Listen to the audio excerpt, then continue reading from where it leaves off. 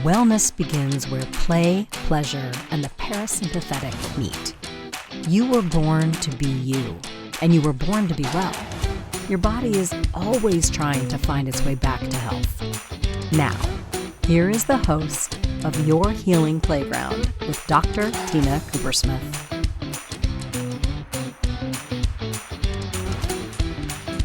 Welcome, everybody. Good morning. For me, it's a Monday morning. For you, it might be Monday morning, afternoon, evening, wherever you are in the world, whatever time it is. Welcome to Your Healing Playground. I am your host, Dr. Tina Coopersmith, your witchy doctor and change advocate. We are on the Inspired Choices Network because we are always inspiring new choices, new life, just enjoying your day. So today I have with me a guest, a very special guest from my heart, April Roman.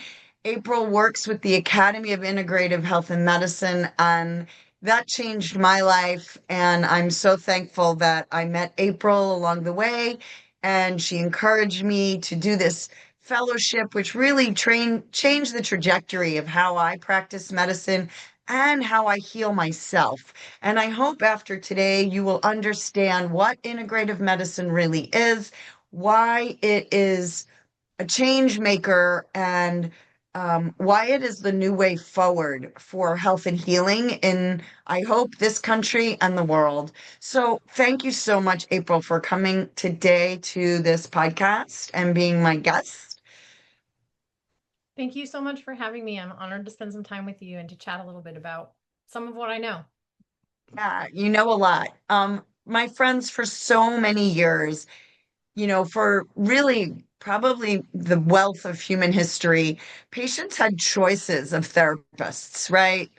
You could go to the herbalist, you go to a midwife, you could choose a physician or a surgeon, a body worker, a spiritual healer, so many different kinds of healing. And each one is good for what it brings to the table because we're not just a physical being. We have a mind, we're full of thoughts, we have a heart full of emotions. We're spiritual beings in this human body, and we have this human body and all of it, thoughts and emotions and spirit, work with the body to promote health and healing or to go down the route of sickness and illness. And modern medicine somehow, with the Flexner report in the early 1900s, it was like a grab of power, and it changed the balance of power. And we also, with science, got more and more specialized with silos. And nothing in the body works in a silo. It all works together. And so integrative medicine is integrating all your cells with all the variety of healers. So we're going to talk about that today. So, April, I'm going to ask you just, I'm curious because I don't know the answer to this. How did you find yourself? April has been with the Arizona program, the Academy of Integrative Health and Medicine program, which is now also working with Thomas Jefferson University. So that's like, you got your tentacles in and of itself in different programs. How did you even enter the integrative medicine field, right? You're basically the coordinator. You just pull everybody in. You're the octopus with all the tentacles pulling everybody in. How did you even get into this world? That's a great question. So, I grew up in Hawaii, which is very part of who I am. And I'm going to tell a little funny story. Love it. Yeah. I was playing in a neighbor's mango tree one day. Okay. And my friend that lived on the other side of that neighbor's house and I were bowling mangoes out into the road, all the mangoes that had fallen to the ground. We're rolling them out in front of the cars. And the next day, I woke up with a severe maybe even later that day. I don't remember. I was like 7 years old, a head to toe rash. I mean, I was in a lot of pain. It was really bad. And my mom took me to go see a naturopathic physician. And he was I wish I knew his name. He was just really cool guy. He pulled out this book and opened it up and showed little 7-year-old me how it was classic mango rash. and how the mango tree was related to poison ivy. And a lot of people have a reaction to poison ivy, and a lot of people have a really bad reaction to poison ivy.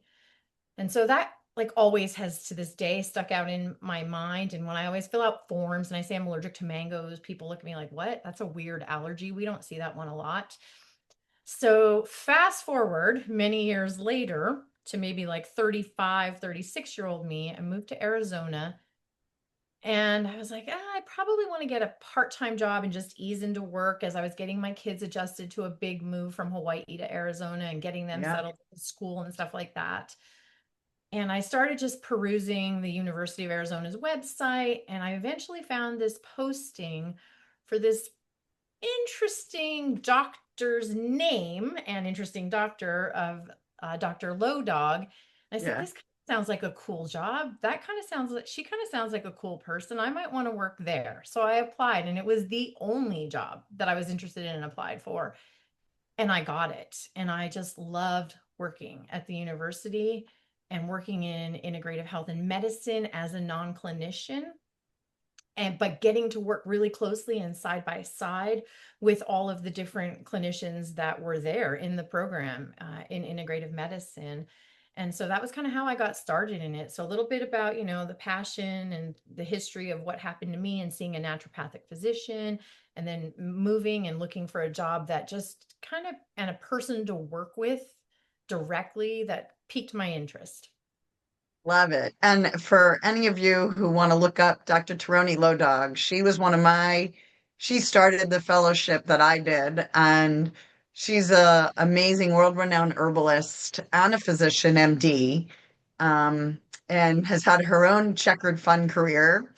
But yeah, and I love that you bring up naturopath. I grew up, I'm a little bit older than you. I had never even heard of the word naturopathy or naturopathic. And it's funny because I think had I known about it, I probably would have applied to that kind of a medical school.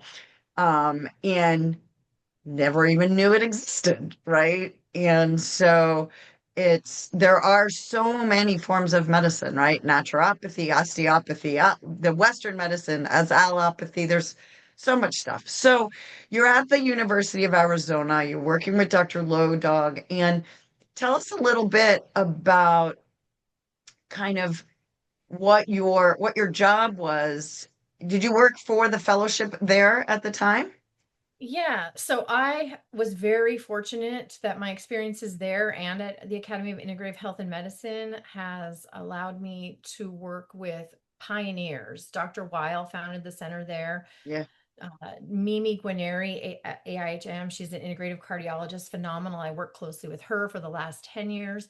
So I got to work with a lot of pioneers, thought leaders, educators, innovators that shaped what integrative medicine is today. And integrative medicine over the decades, you will hear different people say different terms: holistic medicine, complementary and alternative medicine. And there's some differentiation between those. But I just loved working in that environment and with all those people. And so I'm just really fortunate. And what I did originally was assist her a lot. She was the director of education and then the director of fellowship at that time. So I got to work closely with all of the fellows. But I really just helped her with anything and everything she needed. And then she transitioned out of the university. I think she took retirement. And I decided, I just loved working there. So I stayed on for my last 4 years there and transitioned to being the director or coordinator for a program that was working directly with fourth year medical students and residents that wanted to learn about integrative medicine. So it was that very Love it. pivotal moment in time where before then, integrative medicine was kind of things that providers had to really seek out on their own, and they still do to some extent. But over the last 20 to 30 years, it has shifted to be a little more mainstream and integrated into medicine education slowly and surely. Um, so it was really unique to get to see this newer generation of people that are just getting in, right? Fourth year medical students and residents to choose to do an elective rotation and come learn integrative medicine. It was just very inspiring that we're seeing more and more of them every year come into integrative medicine. I'll tell And the you, I had fellowship a, would be later in their yeah, career. yeah, I had just recently had a shadow, a girl doing pre-med, and actually just, I have to finish her, you know, the essay for college, for medical school. But she literally came in and worked with me and said, "Oh yeah, I want to go to medical school and I want to specialize in culinary medicine." Right? Like, and it was Yeah, like, whoa, that's the so thing. yeah, for people who want to understand that, it's like using food for health, right? And she already is aware.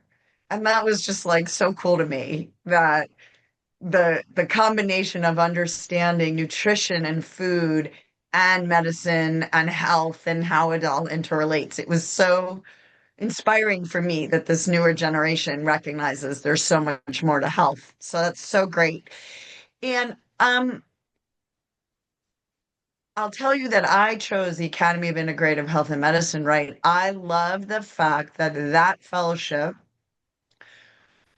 we were all equals. There were in my fellowship, we had acupuncturists, we had Ayurvedic, we had psychologists, we had physicians, we had nurses, nurse practitioners, PAs, like everybody worked collaboratively together. It wasn't a hierarchical system. And that to me was so enticing in moving from one system to the other because at the Arizona, they split the systems, or at least when I applied. So I'm curious when they developed this system, did you notice the difference when Arizona versus AHM and what have you Yeah. noticed doing it that way? So one of the reasons that I chose to join AIHM at the time I did, there was a lot of different reasons, some on a more personal level, which we won't really dive into, but um, is because there's also different terms there for that. There's cross-disciplinary, interdisciplinary. AIHM originally called it interprofessional. So that's kind of the term that I stick to and use a Right, I lot. like that word. And that was, you were with cohort 2 pretty early Yeah, on.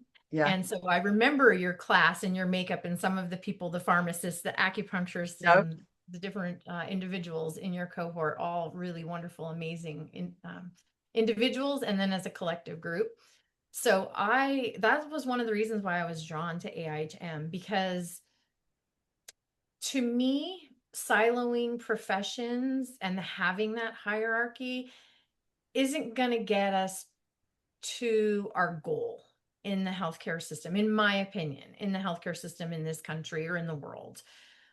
I have a personal belief that no single profession owns health or owns medicine, that physicians, nurses, pharmacists, dietitians, mental health providers, health coaches, acupuncturists, chiropractors, physical therapists, they all bring a very valuable perspective and experience and knowledge and tools to the patient, to patient care, essentially. And if they can all collaborate and work together, that is good for them and hopefully decreasing burnout, because you can't do it all.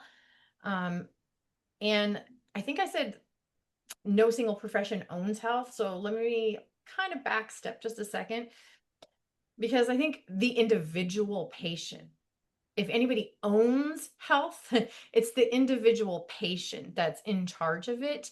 And all of those professions that I've just listed and many more are guides and educators for the I, patient to help make the best choice that they want to make for I themselves and that they're ready to make and willing to put the work in at the I time. wholeheartedly agree. And maybe we'll talk about that in the next segment because, yeah, I think the patient does the healing and everybody else is the educator, the guide, the tool. And we're going to take our first break, my friends. You are listening to Your Healing Playground. I am your host, Dr. Tina Coopersmith, and we are on the Inspired Choices Network. My guest today is April Roman, and we're talking all about integrative health and medicine. So come right back as we talk some more. Your Healing Playground is the space where science, spirit, and sensation dance together. Your host, Dr. Tina Coopersmith, physician, coach, healer, and play advocate, returns weekly to remind you that healing isn't just about pills and protocols. Western medicine is just one of many healing modalities. True wellness is about energy, emotion, pleasure, and play. On this show, Dr. Tina explores the playground of your body, mind, heart, and soul. From neuroscience to sensuality, from root chakra to real talk. She'll share tools, stories, and soulful strategies to shift you out of fear and back into joy. Because if you're alive and breathing, your story is still unwritten, and you deserve to write it with love. Together, you'll learn to breathe, feel, and play your way back to wellness, because you are your best healer.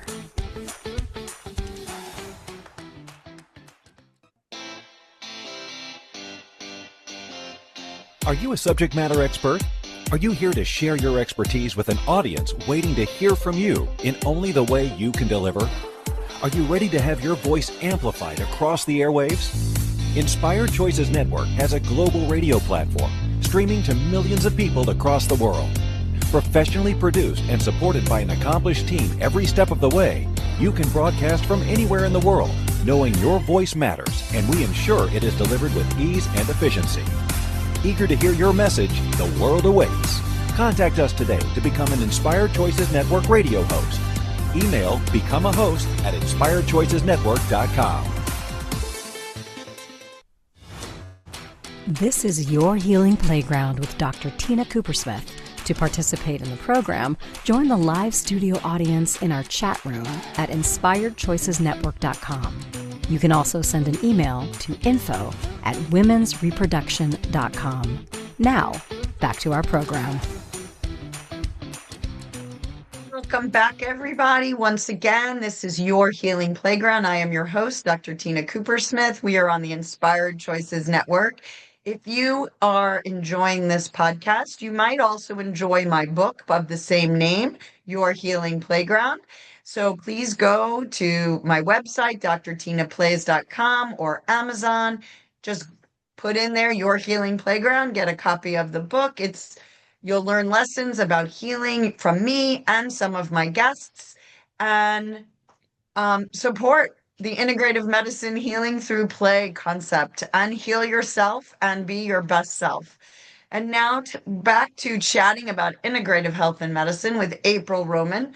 And we were talking about how no one profession owns healing, right? That the the patient really is their own guide of what needs healing and how to so working together, the different healing professions can come together and help the patient.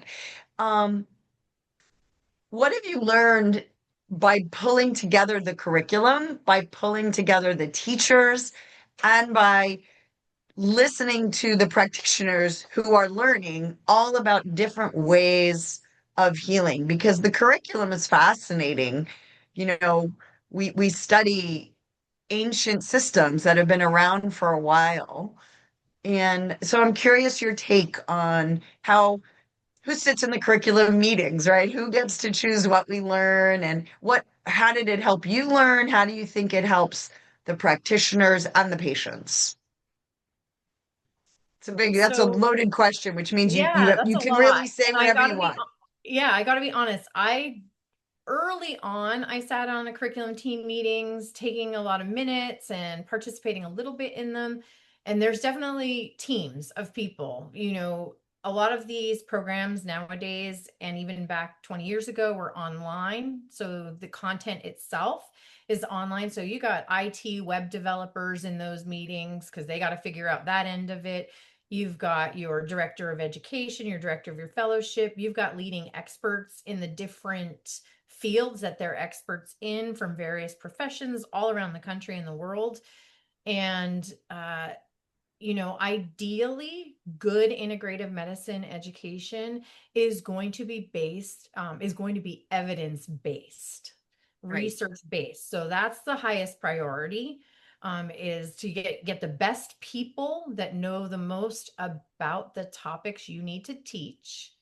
The curriculum for board approved by the American Board of Integrative Medicine or Academic Consortium of Integrative Medicine and Health, they recognize fellowships. So anyone that are either recognized or previously or currently board approved, the curriculum is set by those overseeing bodies, and the number of hours of each topic is set. So you have to teach so many hours or percentage of 1,000 hours of the fellowship is 1,000 hours.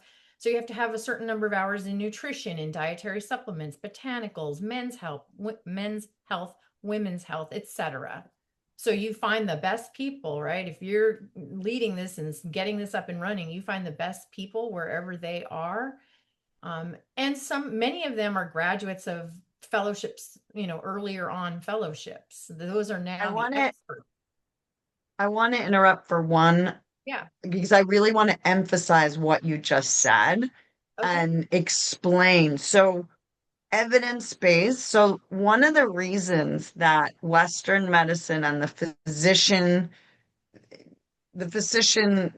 of the reasons the physicianing, in a sense, in our country became such a powerful force was due to the fact that these schools were university-based, logic and science-based, and let's prove that these things work. And a lot of the more nutrition and acupuncture were historical based. We'd been using these for 3,000 or more years, and the proof was in the history, but it wasn't in science-based studies. And so what we're doing with choosing to move forward is there's now studies proving that yoga works. There's now studies looking at acupuncture and health. And so we're taking the scientific method and applying it to ancient things. And so it is giving us evidence-based proof that what has worked for thousands of years for people is truly based in science, even if we don't always understand, why does acupuncture work? We're still trying to figure out from a physicality point why it works, the energy, this and that. But we have proof, literally evidence-based proof. And so I'm bringing this up to people because when it got labeled complementary and alternative, it was because it wasn't science-based. And now it's science-based. And so I just wanted to tweak that because it's very important for people to understand that we still believe in science. I think, and I'm not going to get this quote exactly right. I heard either somebody say something or read it somewhere. I wish I had more details than that. And I feel this too, something along the lines of one of the greatest challenges in healthcare education is helping clinicians and practitioners to remain curious, and that integrate, and in general in life, I think that probably ties into a lot about what you talk about around play and things, just remain curious. I tend to ask people a lot of questions and a lot of why questions, and it would drive my teachers nuts. And I'm just not going to ever stop that, because if I stop asking why and asking questions, that means I'm squashing my curiosity. And so, in my opinion, in my experience, and so integrative medicine doesn't ask the practitioners or the clinicians to abandon scientific rigor at all. Right. It asks them to expand their perspective, expand their knowledge, expand their tools and resources, and to not only learn some of the scientific and the evidence to back these things up, but to actually, in some of these training programs, they teach, right? The fellowships and other programs, they teach the clinicians to educate their patients. Here's a flyer. Here's a study that shows why this vitamin is going to help you with this, so that the patients now, and now that I'm mentioning patients, I'd like to mention that integrative medicine is also very much a patient-driven field. Yes, People right. are asking for this. They are so tired and have been for years of just going into a doctor, listing off a couple of symptoms that won't go away, and just getting their prescription and take this pill for that and slap a Band-Aid on that and cover up those symptoms, versus diving in, trying to figure out the root cause of the issue. So I don't know if I answered your question. I kind of went off on a couple of different No, things I there. love what you said. And it's integrative medicine and lots of other therapies are, it is about staying curious, right? And it's, well, why did this happen? And I have my own philosophy. I say Western medicine was name it to tame it. That's Western medicine 1.0. Then medicine 2.0 is feel it to heal it. And medicine 3.0, which is what I am really trying to promote, is collaborate to liberate. Mm, Because it's a witnessing and a listening and an opening up of collaborative thinking, patient, doctor, mind, body, like it's all of the things. And then the patient gets free to see where they're going to heal best, right? And it's I mean, I went to a show last night, and it's called the healing arts for a reason, right?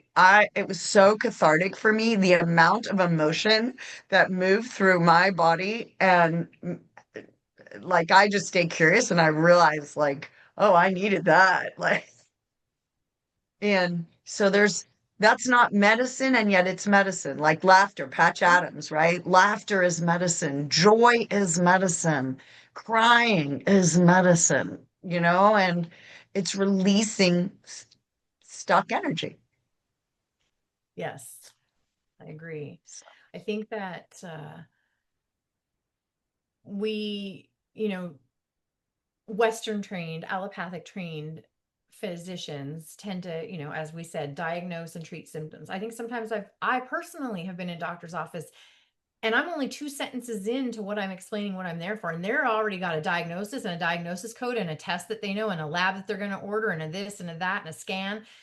Like, and they're not listening to me anymore. Their brain is already going on to the solution or the answers. And so you're not just in integrative medicine and good medicine. They shouldn't just be asking what's wrong with the patient and, oh, let me diagnose them and here's the treatment. They should be, in my opinion, and I should on people, in my opinion, like ask what happened to this patient, right. what matters most to them, because that is going to help them determine kind of what, and listening and connection, like you said, are huge. We're so busy thinking, a lot of humans are so busy thinking about the answer we're going to say. We stopped hearing what's coming out of the other person's mouth. So those are huge. Those are huge. And what was it? What did you say? Collaborate to liberate? Yeah, collaborate to liberate. I love that. Right? Because when you witness somebody, and we're all guilty. I'm a huge collaborator, listener, and I was on a phone consult recently, and there wasn't that nonverbal, because it was phone. I will never, ever, ever do a phone consult as a new patient ever again, because I guess I wasn't hearing that she wasn't connecting, and it was a bad interaction at the end. And all I do is come from love, but I couldn't hear her because I was speaking too much, I guess. And anyway, it is time for our next break. You are listening to Your Healing Playground. I am your host, Dr. Tina Cooper-Smith. We are on the Inspired Choices Network. I have with me April Roman of the Academy of Integrative Health and Medicine today, AIHM.org, in case you want to check it out. And we'll talk about that more. Come right back as we go even deeper on integrative medicines and integrative medicine and why it is really the way forward. Your Healing Playground is the space where science, spirit, and sensation dance together.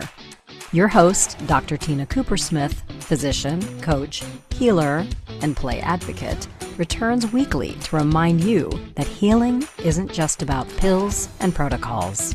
Western medicine is just one of many healing modalities. True wellness is about energy, emotion, pleasure, and play. On this show, Dr. Tina explores the playground of your body, mind, heart, and soul. From neuroscience to sensuality, from root chakra to real talk. She'll share tools, stories, and soulful strategies to shift you out of fear and back into joy. Because if you're alive and breathing, your story is still unwritten, and you deserve to write it with love. Together, you'll learn to breathe, feel, and play your way back to wellness, because you are your best healer.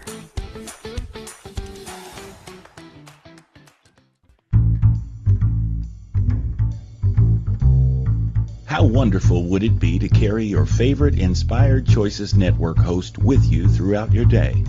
Well, now you can. Inspired Choices Network now has its very own mobile app. Our free app offers live streaming shows, along with thousands of podcasts and TV episodes. Our shows cover a wide variety of topics. Whether you're waking up with us, carrying us through the day, and taking us to bed with you, we're always here for you to enjoy. We're easy to find. Just search for Inspired Choices Network in the Apple App Store or Google Play Store. This is your healing playground with Dr. Tina Coopersmith. To participate in the program, join the live studio audience in our chat room at inspiredchoicesnetwork.com. You can also send an email to info@womensreproduction.com. Now, back to our program. Welcome back, everybody. Once again, you are listening to Your Healing Playground. I am your host, Dr. Tina Coopersmith. We are on the Inspired Choices Network. If you like this podcast, do us a favor, subscribe, share it with friends. Let's get this information out to more and more people so that everyone can be more playful, more bringing more health and more play to the world.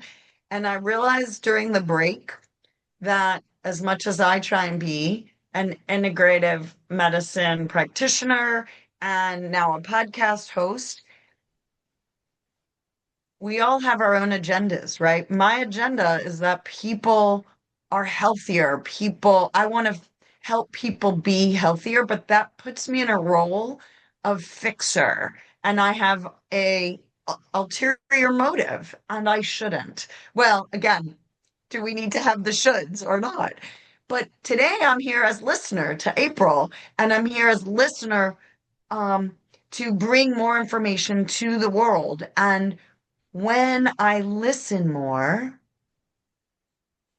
the whole point is getting more points of view and understanding, and I have guests so that I can have you, my listeners, have more perspectives to hear about health and wellness. And so I love even reminding me to not bring an agenda with a patient, not bring an agenda with my guests, and just listen to their wisdom, because I truly believe that everybody has the wisdom to heal within themselves and to heal. Everyone can change. If you change one person in the audience today, April, you've saved a life. And that's huge, right? So what I want to ask, right, is we are listening and teaching folks that the patient is at the center of the healing interaction, and the patient should drive the healers should be listening so that they can then fix, right? How has integrative health and medicine, if I can ask, like changed you and your health and your family's health and your friends' health? So that's a great question. I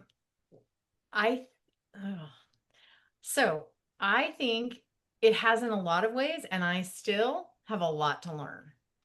Don't we I all? have the knowledge and the tools, but am I applying them to my Yep. daily life? I struggle. I'm human. I struggle. It's Yep. like I didn't get enough sleep.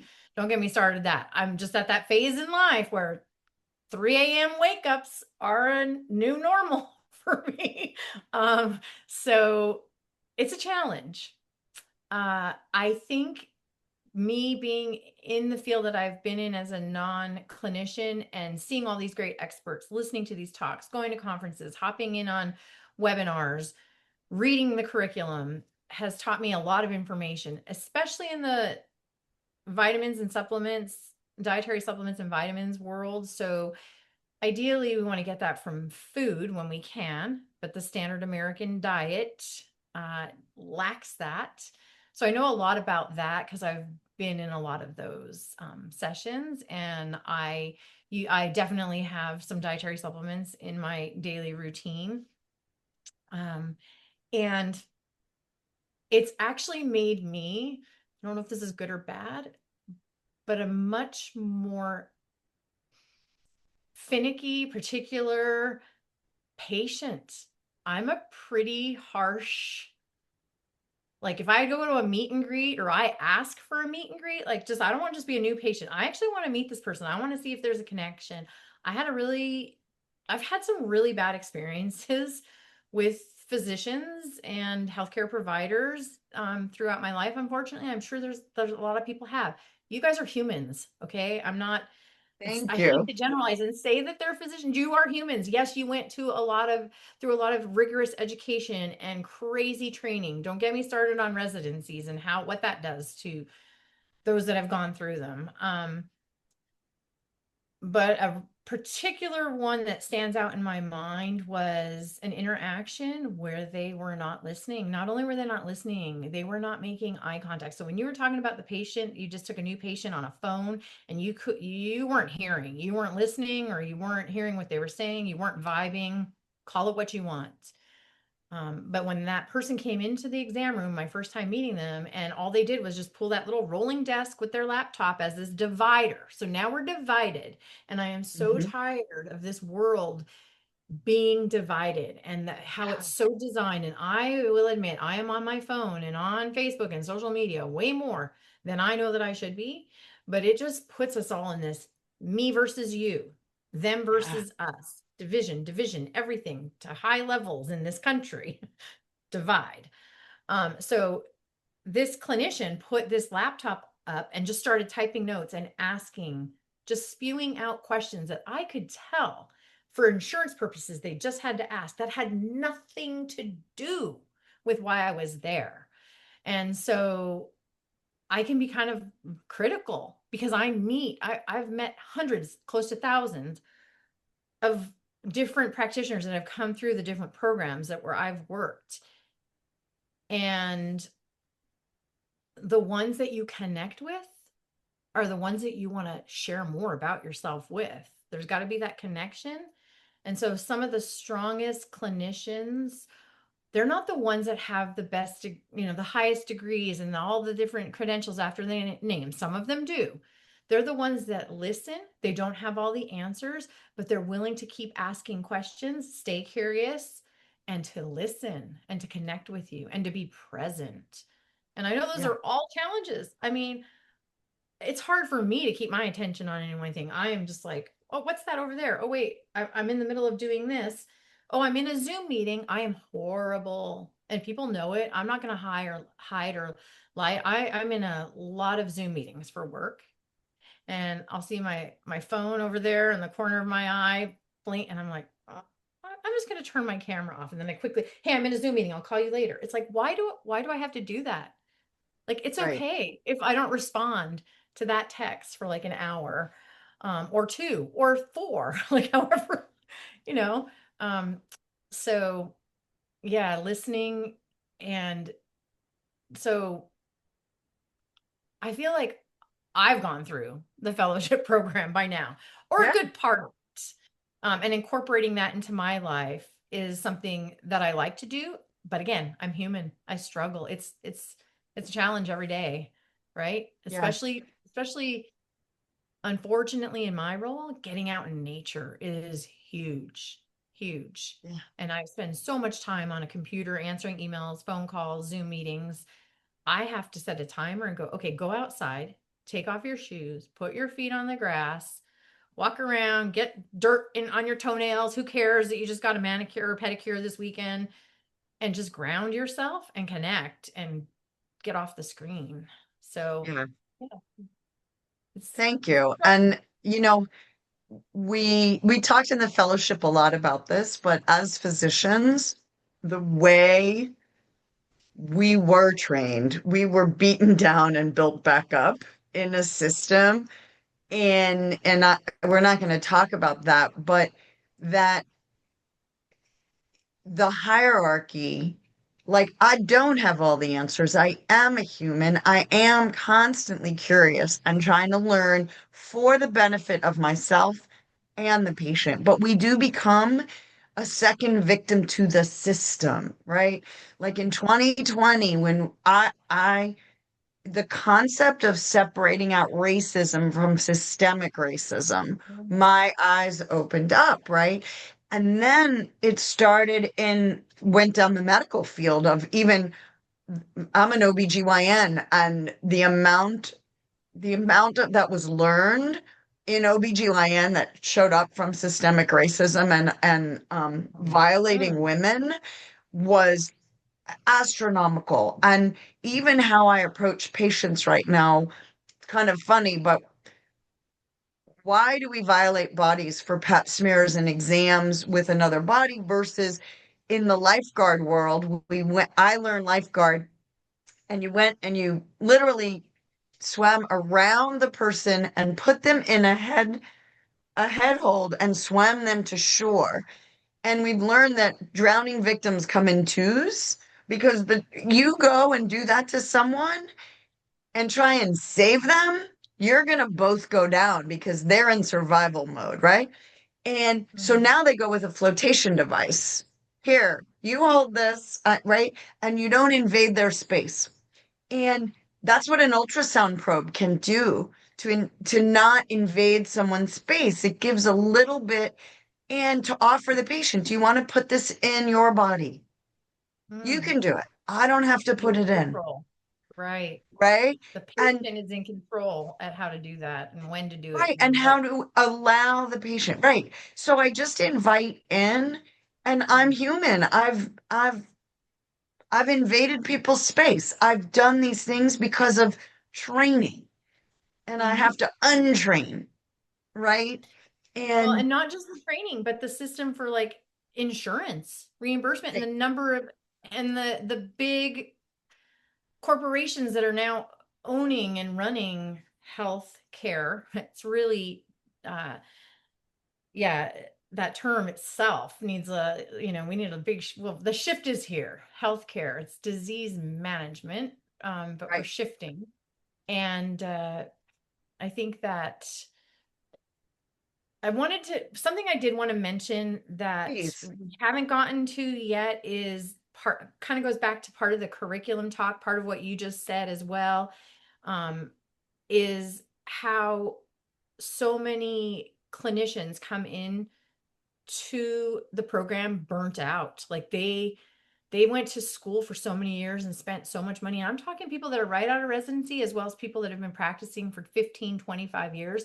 They're just burnt out. And so one of the things in a good curriculum that many of the graduates I've worked with and current fellows I've worked with mention that's their favorite part. There's two things: the retreats, workshops, res weeks, whatever you want to call them, because of community and connection, which is huge. And then the other is the self-care curriculum. Fabulous. Because at some point, a lot of people stop taking care of themselves because most people go in to this profession because they want to help others. They want to fix others. Right. And then they stop because the way the system is developed, working 60, 70, 80 hours a week, trying to see X number of patients a day. I don't even know what those numbers are to meet your quotas. Sometimes your self-care gets neglected. And I think in society, we're starting to see this shift now. Think of self-care as this luxury. Oh, I'm going to go on a vacation. I'm going to go to the spa and get a massage versus ongoing needed maintenance. To me, self-care isn't a luxury for healthcare professionals or anyone in any profession really, but especially this. Like, it's almost an ethical responsibility. Oh, I love that. And we have to go and take our last break, but I I just love what you just said. If you're going to help people heal, it is an ethical responsibility to care for yourself, to physician heal thyself, any Mm. practitioner heal thyself, but ethical responsibility to care for your well-being. How can you promote well-being if you're, and I Mm. love that wording, ethical responsibility, because yeah, the self-care module was profound, and it's an ongoing need for embodiment of what I learned. And we're going to come back. We have to take our last break. Please come back as we dive deep into that. You are listening to Your Healing Playground. I am your host, Dr. Tina Coopersmith. We are on the Inspired Choices Network. We have April Roman with us today from the Academy of Integrative Health and Medicine, AIHM.org. It will be in the show notes. Come right back for our last few minutes. Your Healing Playground is the space where science, spirit, and sensation dance together. Your host, Dr. Tina Coopersmith, physician, coach, healer, and play advocate, returns weekly to remind you that healing isn't just about pills and protocols.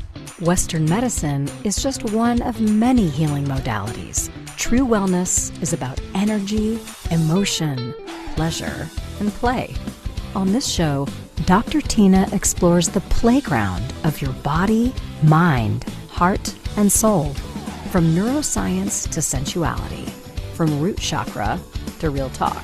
She'll share tools, stories, and soulful strategies to shift you out of fear and back into joy. Because if you're alive and breathing, your story is still unwritten, and you deserve to write it with love. Together, you'll learn to breathe, feel, and play your way back to wellness, because you are your best healer.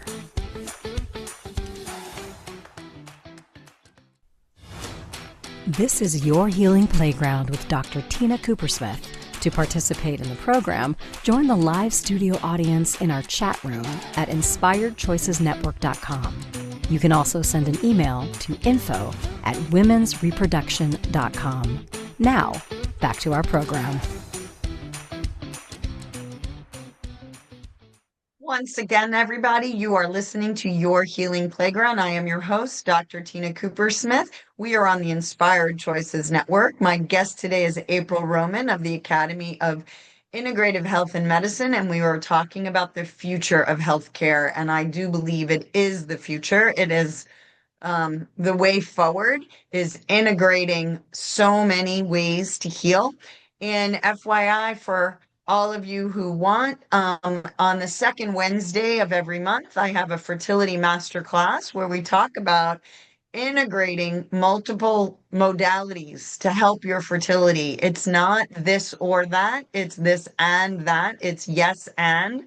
It is not an indictment of the science and technology that Western medicine is giving us, but it's about integrating that with so much else that is available to us to heal from the inside out. So, April, let's go back to the last thing you said, because I just think it is really critical that self-care, you know, having any healthcare provider stay curious and innovative and how healthy they are themselves.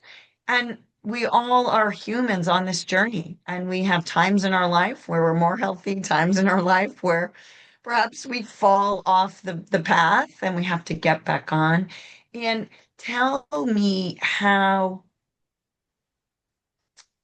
you're working with all different professionals, right? And you're working on healthcare and a new model. And so when people go to choose their practitioners from any modality, right? Perhaps you can give guidance, right? Like you already said, make sure they're listening, make sure there's a meet and greet, maybe interview what do they do for their healthcare. I don't know. I'd love to hear you. We have about 3 minutes left or so to talk about um, what would you encourage patients to do now that you are such an educated consumer? Right? You are an educated consumer because you're putting together these programs. So what do you recommend? What do you tell your children to do?